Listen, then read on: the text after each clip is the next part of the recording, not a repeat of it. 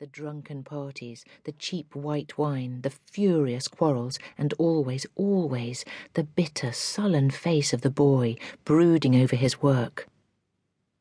It was odd, Drioli thought, how easily it all came back to him now, how each single small remembered fact seemed instantly to remind him of another. There was that nonsense with the tattoo, for instance. Now that was a mad thing, if ever there was one. How had it started? Oh, yes. He had got rich one day, that was it, and he had bought lots of wine. He could see himself now as he entered the studio with a parcel of bottles under his arm. The boy sitting before the easel and his, Drioli's, own wife standing in the centre of the room, posing for her picture. "Tonight we shall celebrate," he said. "We shall have a little celebration, us three." "What is it that we celebrate?" the boy asked, without looking up. "Is it that you have decided to divorce your wife so she can marry me?" "No," Drioli said.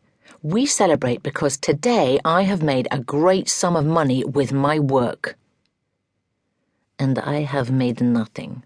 We can celebrate that also." "If you like." Drioli was standing by the table unwrapping the parcel. He felt tired and he wanted to get at the wine. 9 clients in one day was all very nice, but it could play hell with a man's eyes. He had never done as many as 9 before, 9 boozy soldiers.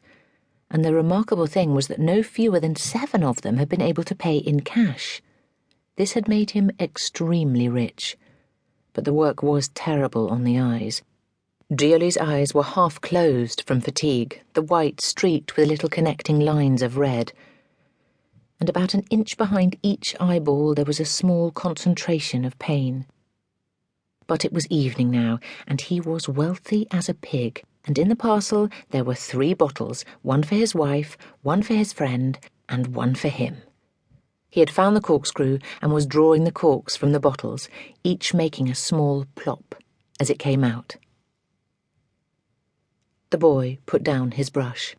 "Oh, Christ," he said. "How can one work with all this going on?" The girl came across the room to look at the painting. Drioli came over also, holding a bottle in one hand, a glass in the other. "No!" the boy shouted, blazing up suddenly. "Please, no!" He snatched the canvas from the easel and stood it against the wall. But Drioli had seen it. "I like it." "It's terrible." "It's marvellous. Like all the others that you do. It's marvellous. I love them all." "The trouble is," the boy said, scowling, "that in themselves they are not nourishing. I cannot eat them." "But still they are marvellous." Drioli handed him a tumblerful of the pale yellow wine.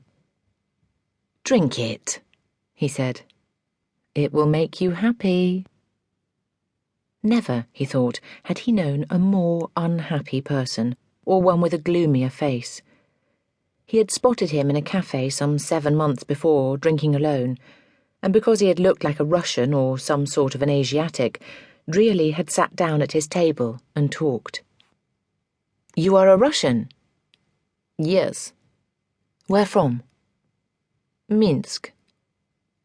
Drioli had jumped up and embraced him, crying that he too had been born in that city. "It wasn't actually Minsk," the boy had said, "but quite near." "Where?"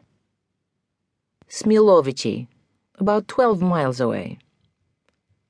"Smilovici!" Drioli had shouted, embracing him again. "I walked there several times when I was a boy." Then he had sat down again, staring affectionately at the other's face. "You know," he had said, "you don't look like a Western Russian. You're like a Tartar or a Kalmuk. You look exactly like a Kalmuk." Now, standing in the studio, Drioli looked again at the boy as he took the glass of wine and tipped it down his throat in one swallow. Yes, he did have a face like a Kalmuk, very broad and high-cheeked, with a wide, coarse nose. This broadness of the cheek